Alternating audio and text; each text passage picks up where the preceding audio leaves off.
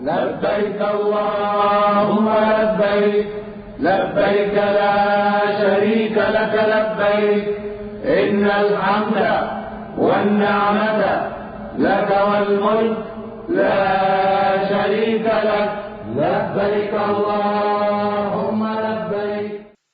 السلام علیکم ورحمۃ اللہ وبرکاتہ. نحمده ونصلی علی رسولہ الکریم. اما بعد فاعوذ باللہ من الشیطان الرجیم.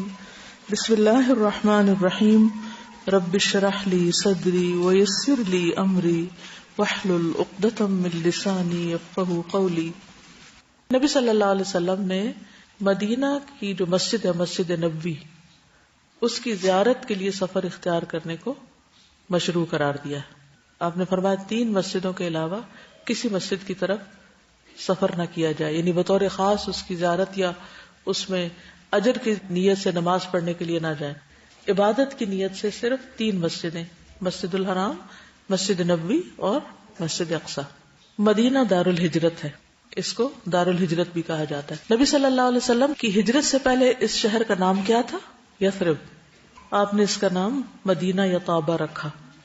اس کو دار الہجرہ بھی کہا جاتا ہے، ہجرت کا گھر. قرآن مجید میں آتا ہے سورۃ الحشر آیت 9، والذین تبوؤا الدار والایمان من قبلہم یحبون من ہاجر الیہم ولا یجدون فی صدورہم حاجۃ مما اوتوا ویؤثرون علی انفسہم ولو کان بہم خصاصہ ومن یوق شح نفسہ فاولئک ھم المفلحون. یہ مدینہ والوں کی صفات بیان کی گئی ہیں، اس میں انصار کی صفات ہیں. اور وہ لوگ جو پہلے ایمان لا چکے تھے اور یہاں دار الہجرت میں مقیم تھے. تبوؤا الدار، دارا سے مراد ہے دار الہجرت، یعنی مدینہ میں پہلے سے ہی رہ رہے تھے اور نبی صلی اللہ علیہ وسلم کے آنے سے پہلے اسلام لے آئے یا پھر آپ کے پہنچنے پر جو بھی ہجرت کر کے ان کے پاس آئے وہ اس سے محبت کرتے ہیں. یعنی مدینہ ایک ایسا شہر ہے کہ جہاں کے رہنے والے دوسروں کو، باہر سے آنے والوں کو ویلکم کرتے ہیں، اور وہ اپنے سینوں میں اس چیز کی کوئی خواہش نہیں پاتے جو ان مہاجرین کو دی جائے، اور ان مہاجرین کو اپنی ذات پر ترجیح دیتے ہیں. خواہ انہیں سخت حاجت ہو، خود ضرورت مند بھی ہو تو بھی وہ آنے والوں کو پریفر کرتے ہیں. اور جو شخص اپنے نفس کی حرص سے بچا لیا گیا تو ایسے ہی لوگ کامیاب ہیں. رسول اللہ صلی اللہ علیہ وسلم نے فرمایا، مجھے ایسے شہر میں ہجرت کا حکم دیا گیا ہے جو دوسرے شہروں کو کھا لے گا، یعنی سب کا سردار بن جائے گا. منافقین اسے یثرب کہتے ہیں لیکن اس کا نام مدینہ ہے. وہ برے لوگوں کو اس طرح باہر کر دیتا ہے جس طرح بھٹی لوہے کے میل کو باہر نکال دیتی. یعنی برے لوگوں کا وہاں دل نہیں لگتا، وہ وہاں نہیں رہ سکتے، ان کو وہاں رہنے کا کوئی شوق نہیں. مدینہ حرم نبوی اور نزول وحی کا مقام ہے. نبی صلی اللہ علیہ وسلم نے فرمایا، ان ابراہیم حرم مکہ وانی احرم ما بین لابتیہا یرید المدینہ. بے شک ابراہیم علیہ السلام نے مکہ کو حرم بنایا، میں اس شہر کے 2 پتھریلے اطراف کے درمیان کے علاقے یعنی مدینہ کو حرم قرار دیتا ہوں. تو جس طرح مکہ حرم ہے اسی طرح مدینہ بھی حرم ہے، اس کی حدود متعین ہے. نبی صلی اللہ علیہ وسلم مدینہ سے محبت کرتے تھے، تو ہمیں بھی کیا کرنا چاہیے؟ محبت رکھنی چاہیے. آپ جب سفر سے واپس ہوتے اور مدینہ کی دیواروں کو دیکھتے تو اپنی سواری کو تیز چلاتے. اگر کسی دوسرے جانور پر ہوتے تو اسے مدینہ کی محبت کے سبب ایڑ لگاتے، یعنی قریب آ کر شوق بڑھ جاتا. ابو حمید کہتے ہیں کہ ہم نبی صلی اللہ علیہ وسلم کے ساتھ غزوہ تبوک سے واپس آ رہے تھے. جب آپ مدینہ کے قریب پہنچے تو مدینہ کی طرف اشارہ کر کے فرمایا کہ یہ طابہ ہے، یہ احد پہاڑ ہے، یہ ہم سے محبت رکھتا ہے اور ہم اس سے محبت رکھتے ہیں. اس سے کیا پتہ چلتا ہے؟ پہاڑ بھی محبت کرتے ہیں انسانوں سے، جگہ بھی محبت کرتی ہیں، اور کچھ لوگوں کی وہاں سے غیر حاضری پر یا ان کے فوت ہونے پر وہ زمین بھی روتی ہے جہاں وہ عبادت کرتے ہیں، اور آس پاس کا ماحول بھی ان کی جدائی کو محسوس کرتا ہے. سوچئے میرے اور آپ کے لیے کون سی زمین اور کون سا آسمان اور کون سا پہاڑ رو سکتا ہے؟ زمین و آسمان کی ہر چیز اللہ کی وفادار ہے، اللہ کی اطاعت گزار ہے. تو جن جگہوں پر اللہ تعالی کی عبادت کی جاتی اور اللہ کی فرما برداری کے کام کیے جاتے ہیں اور مستقل طور پہ کیے جاتے ہیں، تو جب وہ شخص وہاں سے چلا جاتا ہے تو وہ جگہ اس شخص کے لیے اداس ہوتی ہیں اور اس کے حق میں قیامت کے دن گواہی دیں گی. اسی طرح جب کوئی شخص کسی جگہ پر برا کام کرتا ہے اور کرتا رہتا ہے تو جب وہ بندہ مر جاتا ہے تو وہ جگہ شکر کرتی کہ ظالم لوگ یہاں سے رخصت ہوئے. نبی صلی اللہ علیہ وسلم نے مدینہ کے لیے دعا بھی کی. فرمایا اے اللہ جتنی مکہ میں برکت عطا فرمائی ہے مدینہ میں اس سے دگنی عطا فرما. صحیح بخاری کی روایت ہے. حضرت عائشہ کہتی ہیں ہم مدینہ آئے تو وہاں وبا تھی, بیماریاں تھیں, تو حضرت ابوبکر اور حضرت بلال بیمار ہو گئے. جب رسول اللہ صلی اللہ علیہ وسلم نے اپنے اصحاب کی بیماری دیکھی تو دعا فرمائی کہ اے اللہ جیسا کہ تو نے ہمارے لیے مکہ کو محبوب بنایا تھا مدینہ کو ہمارے لیے اس سے بھی زیادہ محبوب بنا دے, اور مدینہ کو صحت کی جگہ بنا دے, اور ہمارے لیے مدینہ کے ساع میں اور مد میں یعنی پیمانے ہیں ان میں برکت عطا فرما, اور مدینہ کے بخار کو جہفہ کی طرف پھیر دے. مدینہ کے آس پاس فرشتوں کا پہرا ہے. ابو ہریرہ کہتے ہیں مدینہ کے راستوں پر فرشتے ہیں, نہ اس میں طاعون آ سکتا ہے نہ دجال. ابو بکرہ کہتے ہیں نبی صلی اللہ علیہ وسلم نے فرمایا مدینہ پر دجال کا روب بھی نہیں پڑے گا, مدینہ والے اس کا خوف بھی محسوس نہیں کریں گے. پھر محجن بن ادرا سے مروی ہے کہ ایک مرتبہ رسول اللہ صلی اللہ علیہ وسلم نے خطبہ دیتے ہوئے 3 مرتبہ فرمایا یوم الخلاص آنے والا ہے. اور یوم الخلاص کیسا دن ہوگا؟ آپ نے 3 بار یہ کہا. کسی نے پوچھا یوم الخلاص سے کیا مراد ہے؟ آپ نے فرمایا دجال آ کر احد پہاڑ پر چڑھ آئے گا اور مدینہ منورہ کی طرف دیکھ کر اپنے ساتھیوں سے کہے گا کیا تم یہ سفید محل دیکھ رہے ہو؟ یہ احمد کی مسجد ہے. پھر وہ مدینہ کی طرف آئے گا تو اس کے ہر دروازے پر فرشتے کو پائے گا کہ وہ تلوار سونتے ہوئے ہوگا, تو وہ جرف کی شور زدہ زمین پر اپنا خیمہ لگائے گا. اور مدینہ میں 3 مرتبہ زلزلہ آئے گا جس سے گھبرا کر مدینہ میں کوئی منافق اور فاسق مرد اور عورت ایسا نہیں رہے گا جو دجال کے پاس نہ چلا جائے, اور یہی دن یوم الخلاص ہوگا. یعنی ہر منافق اور ہر غلط کار شخص اس زلزلے کی وجہ سے ڈر کے مدینہ سے نکل بھاگے گا اور دجال سے جا ملے گا, لیکن دجال اندر نہیں آ پائے گا. اور آپ دیکھیں گے یہ آپ صلی اللہ علیہ وسلم نے اس وقت بات فرمائی تھی, اور یہ سفید محل اس وقت مسجد نبوی کسی محل سے کم نہیں. مدینہ بھٹی کی طرح ہے. نبی صلی اللہ علیہ وسلم نے فرمایا مدینہ طیبہ ہے, سرکشوں کو اس طرح اپنے سے دور کر دیتا ہے جیسے آگ کی بھٹی چاندی کے میل کچیل کو دور کر دیتی. مدینہ کی مشکلات پر صبر کا اجر ہے. یعنی اگر آپ کو وہاں جا کر کسی قسم کی کوئی تنگی ہو, پریشانی ہو, تو اس کا ذکر نہیں کرنا چاہیے, صبر سے کام لینا چاہیے. آپ نے فرمایا یہ مدینہ ان کے لیے بہتر ہے, کاش کہ وہ جان لیں. اور کوئی مدینہ کو نہیں چھوڑتا مگر اللہ اس سے بہتر شخص وہاں بھیج دیتا ہے. جو آدمی بھی مدینہ کی بھوک پیاس اور مشقت پر صبر کرے گا تو میں قیامت کے دن اس کی سفارش کروں گا اور اس کے حق میں گواہی دوں گا. مدینہ میں مرنے کی بھی فضیلت ہے. ابن عمر سے روایت ہے کہ رسول اللہ صلی اللہ علیہ وسلم نے فرمایا تم میں سے جو یہ کر سکے کہ مدینہ میں مرے تو ایسا ضرور کرے, اس لیے کہ میں مدینہ میں مرنے والے کے حق میں گواہی دوں گا. کسی نے اپنے سسر کا ذکر کیا کہ وہ مدینہ میں رہتے تھے, ساری زندگی انہوں نے تقریباً وہاں گزاری, پھر بڑی عمر میں وہ وہاں سے نکلتے نہیں تھے اس ڈر سے کہ کہیں میں نکلوں گا تو میں کہیں فوت ہی نہ ہو جاؤں باہر, تو مدینہ میں ہی مرنا چاہتا ہوں. ہر شخص کی اپنی اپنی پرائرٹیز ہوتی ہیں. مدینہ عیر سے لے کر سور تک حرم ہے, لہٰذا جو کوئی اس میں نیا کام کرے گا یعنی بدعت نکالے گا یا نئے کام نکالنے والے کو جگہ دے گا, اس پر اللہ, فرشتوں اور سب انسانوں کی لعنت, اس سے قیامت کے دن نفل اور فرض قبول نہ کیے جائیں گے. مسجد نبوی میں 40 نمازیں پوری کرنے کی کوئی شرط نہیں ہے. ایک ضعیف روایت ہے جس کی بنا پر لوگ اس کا بہت اہتمام کرتے ہیں, لیکن اس کا یہ مطلب نہیں کہ انسان مسجد ہی نہ جائے اور گھر میں بیٹھ کے نماز پڑھ لے. وہاں ایک نماز کا اجر کتنا ہے؟ جی ہاں, 1000 نماز برابر, تو اس لیے اس اجر سے محروم نہیں رہنا چاہیے. مدینہ کی کھجور عجوہ سے بھی بھرپور فائدہ اٹھانا چاہیے.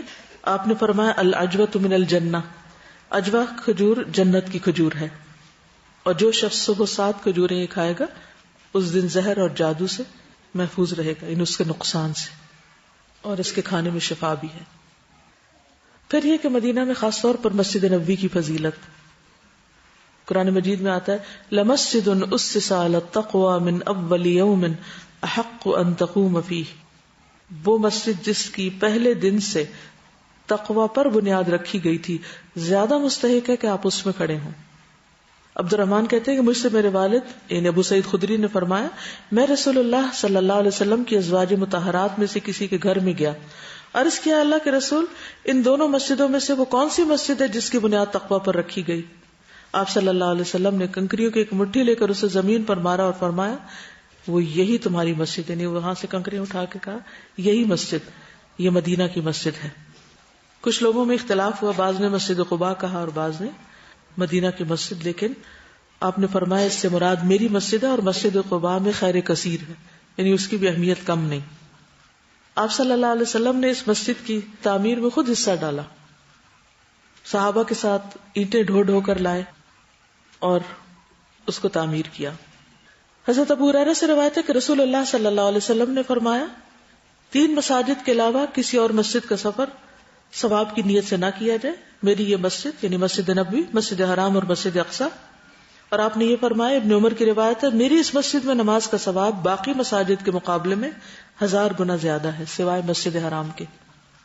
مسجد میں کیسے داخل ہونا چاہیے؟ اعوذ باللہ العظیم وبوجہہ الکریم وسلطانہ القدیم من الشیطان الرجیم, اور بسم اللہ والسلام علی رسول اللہ اللہم اغفر لی ذنوبی وافتح لی ابواب رحمتک. مسجد میں داخل ہونے کے بعد کیا کرنا چاہیے؟ تحیۃ المسجد پڑھنی چاہیے. ابو قتادہ کہتے ہیں کہ میں مسجد میں داخل ہوا اس حال میں کہ رسول اللہ صلی اللہ علیہ وسلم لوگوں کے درمیان تشریف فرما تھے. وہ کہتے ہیں کہ میں بھی بیٹھ گیا, جا کے اندر گیا اور جا کے بیٹھ گیا. آپ نے فرمایا تمہیں بیٹھنے سے پہلے 2 رکعتیں پڑھنے سے کس چیز نے روکا ہے؟ میں نے عرض کیا اللہ کے رسول صلی اللہ علیہ وسلم میں نے آپ کو اور دوسرے لوگوں کو بیٹھے ہوئے دیکھا تو میں بیٹھ گیا. آپ نے فرمایا جب بھی تم میں سے کوئی مسجد میں داخل ہو تو وہ نہ بیٹھے جب تک کہ 2 رکعتیں نہ پڑھ لے. ٹھیک ہے. حجرہ مبارک کی طرف رخ کر کے نبی صلی اللہ علیہ وسلم پر ان الفاظ سے سلام بھیجیں, السلام علیک ایھا النبی ورحمۃ اللہ وبرکاتہ, السلام علینا وعلی عباد اللہ الصالحین. ٹھیک ہے. جب روضہ مبارک پر جائیں تو یہ دعا پڑھیں یا اس طرح سلام بھیجیں. نافع بیان کرتے ہیں کہ ابن عمر جب سفر سے واپس آتے تو مسجد میں داخل ہوتے, قبر مبارک پر آتے اور کہتے السلام علیک یا رسول اللہ, اے اللہ کے رسول صلی اللہ علیہ وسلم آپ پر سلام ہو. اس کے ساتھ ہی درود ابراہیمی بھی پڑھیں, اللہم صلی علی محمد وعلی آل محمد کما صلیت علی ابراہیم وعلی آل ابراہیم انک حمید مجید, اللہم بارک علی محمد وعلی آل محمد کما بارکت علی ابراہیم وعلی آل ابراہیم انک حمید مجید. مسجد میں بیٹھے ہوئے کثرت سے درود پڑھتے رہیں, فارغ اوقات میں ادھر ادھر کی باتیں نہ کریں. حتیٰ کہ مسجد میں اگر داخل ہونے کے بعد آپ اگلی صفوں تک پہنچنے کے لیے یا رستہ بناتے ہوئے یا کہیں رستے میں بھیڑ کی وجہ سے رکنا بھی پڑے تو کثرت سے درود شریف پڑھتے جائیں. اللہم صلی علی محمد النبی الامی وعلی آل محمد, کیونکہ اس سے دل کی کیفیت ہی بدل جاتی اور ایک اور ہی احساس ہوتا ہے کہ ہم جس ہستی پہ درود بھیج رہے ہیں ہم اس سے کتنے قریب ہیں اس وقت. اسی طرح اللہم صلی علی محمد وعلی آل محمد. پھر حضرت ابوبکر صدیق اور حضرت عمر پر بھی سلام بھیجیں. نافع بیان کرتے کہ ابن عمر جب سفر سے آتے تو مسجد میں داخل ہوتے, قبر مبارک پہ آتے, پہلے نبی صلی اللہ علیہ وسلم پہ سلام بھیجتے, پھر کہتے السلام علیکہ یا ابا بکر, اور پھر حضرت ابو بکر کے بعد حضرت عمر کو سلام کرتے السلام علیکہ یا عمر. مسجد میں کثرت سے نوافل, تلاوت قرآن مجید, درود شریف وغیرہ پڑھتے رہنا چاہیے, اور اس میں درود شریف صرف قبر مبارک کے پاس ہی نہیں پڑھنا چاہیے, ویسے بھی پڑھتے رہنا چاہیے, کیونکہ بعض لوگ صرف وہیں پر ہی سلام یا درود کو خاص کر لیتے ہیں اور عام طور پہ نہیں پڑھتے. سہیل کہتے ہیں کہ مجھے علی بن ابی طالب کے پوتے حسن بن حسن نے قبر کے پاس دیکھا. اس وقت وہ فاطمہ کے گھر رات کا کھانا کھا رہے تھے. انہوں نے مجھے بلایا اور کہا آؤ کھانا کھاؤ. میں نے کہا مجھے چاہت نہیں. انہوں نے پوچھا کیا وجہ ہے؟ میں نے تمہیں قبر کے پاس دیکھا ہے. یعنی اس وقت اس طرح تو کچھ بھی بند نہیں تھا نا, کھلا تھا سب. میں نے کہا میں نبی صلی اللہ علیہ وسلم پر سلام بھیجنے آیا تھا. انہوں نے کہا جب تم مسجد میں داخل ہوئے تھے تو سلام کر لیتے. پھر کہا کہ رسول اللہ صلی اللہ علیہ وسلم نے فرمایا میری قبر کو عیدگاہ نہ بناؤ اور نہ ہی اپنے گھروں کو قبرستان بناؤ, مجھ پر درود بھیجو, تم جہاں کہیں بھی ہو تمہارا درود مجھ تک پہنچ جاتا ہے. اللہ یہود پر لعنت بھیجے جنہوں نے اپنے انبیاء کی قبروں کو مسجد بنا لیا. پھر کہا تم اور اندلس میں موجود شخص نبی صلی اللہ علیہ وسلم پر درود بھیجنے کے معاملے میں برابر ہو. یعنی ایک شخص وہاں بیٹھا ہے ہزاروں میل دور اور تم یہاں، دونوں کا درود برابر ہی پہنچے گا آپ کو. تو کہیں بھی پڑھ سکتے ہو، صرف قبر کے پاس بیٹھ کر ہی نہیں پڑھنا، یا صرف مسجد نبوی میں ہی نہیں بلکہ ہر جگہ. اور وہاں پہ اگر ہو سکے تو سیرت رسول صلی اللہ علیہ وسلم کا مطالعہ کریں، خصوصاً مدنی دور کا، کیونکہ اس سے بہت سی چیزیں بہت اچھی طرح پھر سمجھ میں بھی آتی ہیں.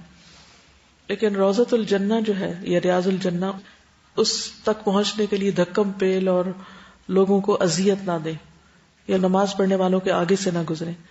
اگر نفل کا موقع مل جائے تو بہت اچھا، اور اگر نہ بھی نفل پڑھ سکے کیونکہ جگہ ہی نہیں ہے تو بھی وہاں تھوڑی دیر رک کر واپس آ جائیں.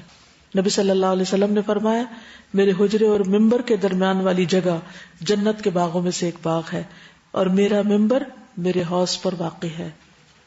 اور امام بخاری نے اسی جگہ پر صحیح بخاری لکھی تھی. مدینہ منورہ میں کچھ اور مقامات بھی ہیں، مثلا مسجد قباء. مسجد قباء جو ہے اس کی زیارت بھی ضروری ہے. نبی صلی اللہ علیہ وسلم ہر ہفتے کو مسجد قباء آتے، کبھی پیدل کبھی سواری پر. عبداللہ بن عمر بھی ایسا ہی کرتے. عامر بن سعد اور عائشہ بنت سعد سے مروی ہے، ان دونوں نے اپنے والد سعد بن ابی وقاص کو کہتے ہوئے سنا کہ مجھے بیت المقدس میں نماز پڑھنے سے زیادہ پسندیدہ یہ ہے کہ میں مسجد قباء میں نماز پڑھوں. مسجد قباء جاتے ہوئے باوضو ہو کر گھر سے نکلنا. رسول اللہ صلی اللہ علیہ وسلم نے فرمایا، جو اپنے گھر سے خوب اچھی طرح وضو کرے پھر مسجد آ کر نماز پڑھے، اس کو عمرہ کے برابر اجر ملے گا. کس مسجد میں جا کر؟ مسجد قباء میں جا کر نماز پڑھے. اس کے علاوہ بقیع غرقد، ممکن ہو تو جنت البقیع میں مدفون لوگوں کی مغفرت کی دعا کے لیے جائیں. رسول اللہ صلی اللہ علیہ وسلم مدینہ طیبہ کے قبرستان بقیع غرقد، جس کو جنت البقیع کہتے ہیں، اور شہدائے احد کی قبروں کی زیارت کے لیے جایا کرتے تھے اور ان کے لیے دعا بھی کرتے تھے. السلام علیکم دار قوم مؤمنین واتاکم ما توعدون غدا مؤجلون وان شاء اللہ بکم لاحقون اللہم اغفر لأہل بقیع الغرقد. اے مومنو، تمہارے اوپر سلام ہو، تمہارے پاس وہ چیز آ چکی ہے جس کا تم سے وعدہ کیا جاتا تھا کہ مستقبل میں وہ تم کو ملے گی، یعنی موت کے بعد تم اس موقع پر یا اس وعدے کو پہنچ چکے ہو. اگر اللہ نے چاہا تو ہم تم سے ملنے والے ہیں. اے اللہ بقیع غرقد والوں کی مغفرت فرما. پھر جبل احد، احد کا پہاڑ. نبی صلی اللہ علیہ وسلم نے فرمایا تھا کہ احد ہم سے محبت کرتا ہے اور ہم اس سے محبت کرتے ہیں. یہ وہی پہاڑ ہے جس پر ایک مرتبہ نبی صلی اللہ علیہ وسلم، حضرت ابو بکر، حضرت عمر اور عثمان جب اس پہ چڑھے تھے تو احد کانپ اٹھا تھا. آپ نے فرمایا، احد سکون کر، اس وقت تجھ پر ایک نبی، ایک صدیق اور 2 شہید کھڑے. صدیق ابو بکر اور 2 شہید حضرت عمر اور عثمان.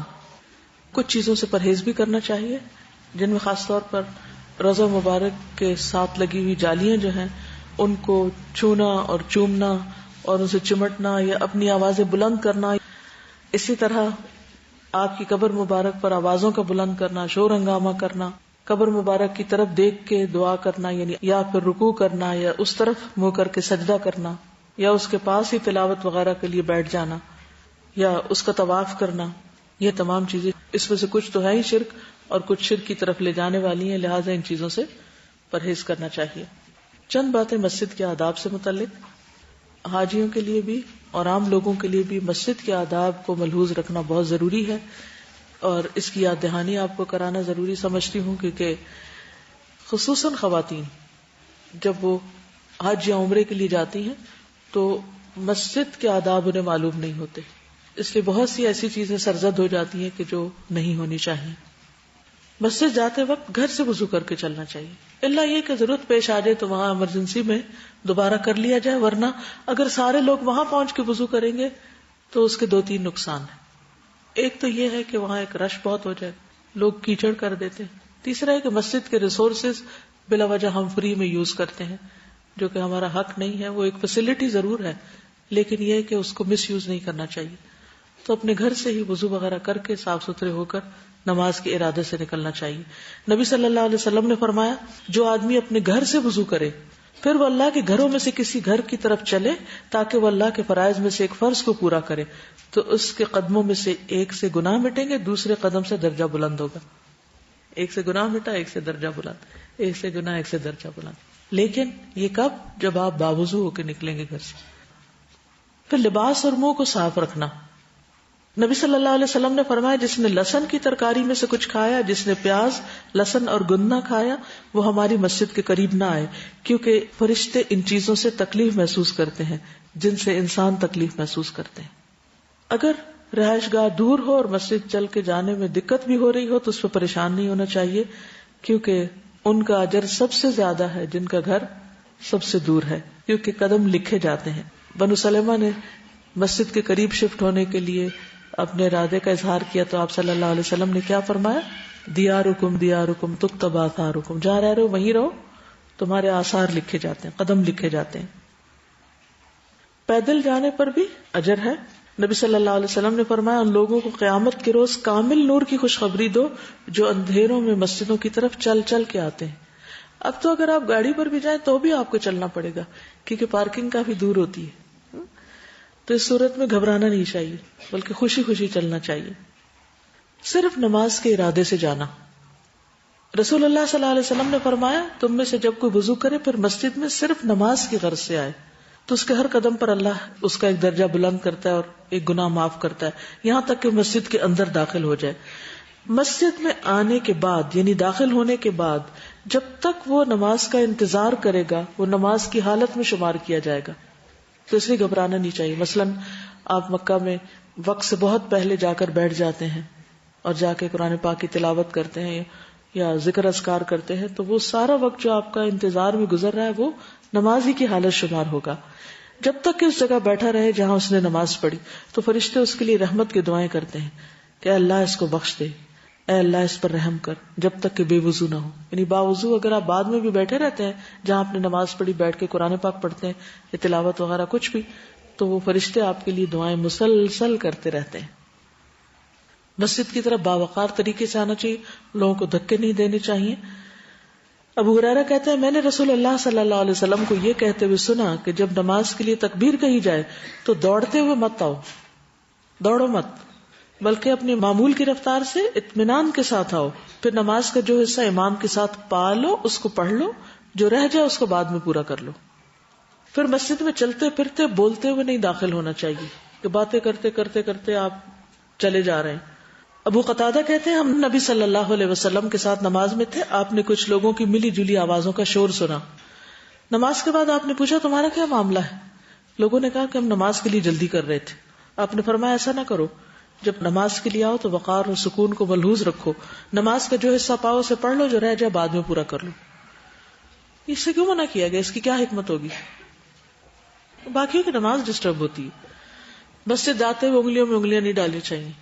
ابو اسامہ کعب بن عجرہ کو ملے جو مسجد جا رہے تھے، دونوں میں سے ایک نے دوسرے کو پایا، کہتے کہ سیدنا کعب نے مجھے دیکھا کہ میں نے اپنے ہاتھوں کی انگلیوں کو ایک دوسرے میں ڈالا ہوا تھا، تو انہوں نے مجھے اس سے منع کیا کہ رسول اللہ صلی اللہ علیہ وسلم نے فرمایا جب تم میں سے کوئی وضو کرے اور اچھی طرح وضو کرے پھر مسجد کا ارادہ کرے تو اپنے ہاتھوں کی انگلیوں کو ایک دوسرے میں ہرگز نہ دے، کیونکہ وہ نماز میں ہے، یعنی ایک نماز کی حالت شروع ہو جاتی ہے ایک طرح سے، تو اس پوزیشن سے منع کیا گیا۔ اس پوزیشن سے روکا کیوں گیا ہوگا؟ آپ کو کیا حکمت نظر آتی ہے؟ کیونکہ یہ ایک بہت ریلیکسیشن کی اور ایک کھیلنے والی کنڈیشن ہے۔ ہم اپنے ہاتھوں سے کھیلتے بھی رہتے ہیں نا، کبھی یوں کرتے ہیں، کبھی انگلیوں کو یوں کرتے ہیں، کبھی دے پھر اس کے ساتھ کیا کچھ بناتے رہتے ہیں، ہے نا؟ تو اس عمل سے پرہیز کرنے کو کہا گیا ہے کیونکہ اس میں انسان غافل ہو جاتا ہے نا؟ تو انگلیاں اس طرح بھی دی جا سکتی ہیں، اس طرح بھی ہو سکتی ہیں، کسی اور طرح بھی ہو سکتی ہیں، تو ان سب چیزوں سے منع کیا گیا۔ مسجد میں جہاں جگہ ملے وہیں بیٹھ جائے، لوگوں کو پھلانگ پھلانگ کے اور لوگوں کو تکلیف دے کے آگے نہیں گھسنا چاہیے، الا یہ کہ پیچھے کوئی جگہ نہ ہو اور پہلے جانے والے کھلے ہو کے بیٹھے ہوں اور رستے میں ہی بیٹھ چکے ہوں۔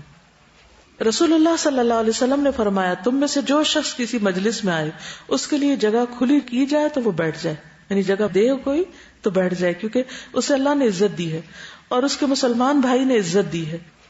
اگر اس کے لیے جگہ کشادہ نہ کی جائے تو دیکھے کہ مجلس میں کہاں جگہ ہے پھر وہاں بیٹھ جائے، ان لوگوں کو تنگ نہ کرے۔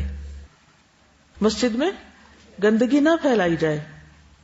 حضرت عائشہ فرماتی کہ رسول اللہ صلی اللہ علیہ وسلم نے محلوں میں مسجد بنانے کا حکم فرمایا اور یہ کہ وہ پاک اور صاف رکھی جائیں اور ان میں خوشبو لگائی جائے۔ مجھے یاد ہے کینیڈا میں جب الہدا کے اندر ہی مسجد بنی تو ہماری ایک اسٹوڈنٹ تھی، انہوں نے اپنا یہ ذمہ لے لیا کہ میں ہر جمعے کو یہاں بخور کروں گی. بخور ہوتا ہے نا وہ جو خوشبو جس سے دھواں نکلتا ہے, تو اس کو چلا کے وہ پوری مسجد میں ہر جمعے کو جمعہ شروع ہونے سے پہلے آ جاتی ہیں اور وہ لازمی طور پر بخور کرتی تھی اس کو. تو یہ نبی صلی اللہ علیہ وسلم کا حکم ہے کہ مسجدوں میں خوشبو لگائی جائے اور گندگی سے پرہیز کیا جائے. نبی صلی اللہ علیہ وسلم نے فرمایا جس شخص نے قبلہ رخ تھوک دیا وہ قیامت کے دن اس حال میں آئے گا کہ اس کا تھوک اس کی دونوں آنکھوں کے درمیان پیشانی پر ہوگا. وہ منہ پہ تھوک لے کے آئے گا. تو مسجدیں تھوکنے کے لیے نہیں ہوتی اور قبلہ رخ نہیں تھوکنا چاہیے بیٹھ کے انسان کو. انس بن مالک سے روایت ہے کہ ہم رسول اللہ صلی اللہ علیہ وسلم کے ساتھ مسجد میں بیٹھے تھے کہ اتنے میں ایک دیہاتی آیا اور مسجد میں پیشاب کرنے لگا. تو اصحاب رسول نے فرمایا ٹھہر جا. فرمایا اس کو چھوڑ دو, مت روکو, کیونکہ اگر اس کو روکتے تو وہ اٹھ کے اسی حال میں چلتا تو زیادہ گندگی پھیلتی. تو رسول اللہ صلی اللہ علیہ وسلم نے پیشاب کرنے کے بعد اس کو بلوایا اور فرمایا کہ مسجد اللہ کے ذکر کے لیے اور یہ اس کام کے لیے نہیں ہے. یہ مسجد ہے اللہ کے ذکر, نماز پڑھنے اور قرآن پڑھنے کے لیے بنائی گئی ہیں. یہ اسی طرح آپ نے فرمایا. پھر ایک آدمی کو حکم دیا, وہ پانی کا ڈول لایا اور آپ نے اس جگہ اس کو بہا دیا. یعنی اگر کوئی شخص کسی بھی طرح کی کوئی گندگی چھوڑ جائے تو ہمارا کیا فرض بنتا ہے, اس کو اٹھا لیں. مسجد میں آوازیں بلند نہیں کرنی چاہیے, چیخنا چلانا نہیں چاہیے. اسی طرح اللہ کے سوا کسی اور کی عبادت وہاں نہیں ہونی چاہیے. وَأَنَّ الْمَسَاجِدَ لِلَّهِ فَلَا تَدْعُوا مَعَ اللَّهِ أَحَدًا. پھر مسجد میں بیٹھ کے لوگوں کو غلط مسائل نہیں بتانے چاہیے, کیونکہ بعض لوگ وہاں بیٹھ کے فتوے دینے شروع کر دیتے ہیں. پھر اپنے سترہ کا خیال رکھنا چاہیے. بعض لوگ فرض نماز کے بعد جب سنتیں پڑھتے ہیں تو سترہ نہیں رکھتے. سترہ کیا, آگے رکاوٹ رکھیں, مثلاً اپنا بیگ رکھ لیں, ضروری ہے تاکہ دوسرے لوگ گناہگار نہ ہوں گزر کے. نمازیوں کے آگے سے نہیں گزرنا چاہیے. نبی صلی اللہ علیہ وسلم نے فرمایا نمازی کے آگے سے گزرنے والے کو اگر معلوم ہو جائے کہ اس پر کتنا گناہ اور عذاب ہے تو اس کے بدلے 40 کھڑا رہنا پسند کرے. اب 40 دن یا سال یہ نہیں بتایا, لیکن 40 کا لفظ بتایا, بجائے اس کے کہ اس کے آگے سے وہ گزرے. تو اس بات کا بہت اہتمام کرے کہ کسی نماز پڑھتے بندے کے آگے سے نہ گزرے. دونوں کی ذمہ داری ہے, گزرنے والے کی بھی کہ وہ دیکھ کے گزرے, اور نماز پڑھنے والے کی بھی کہ وہ گناہگار نہ کرے اور سترا رکھے.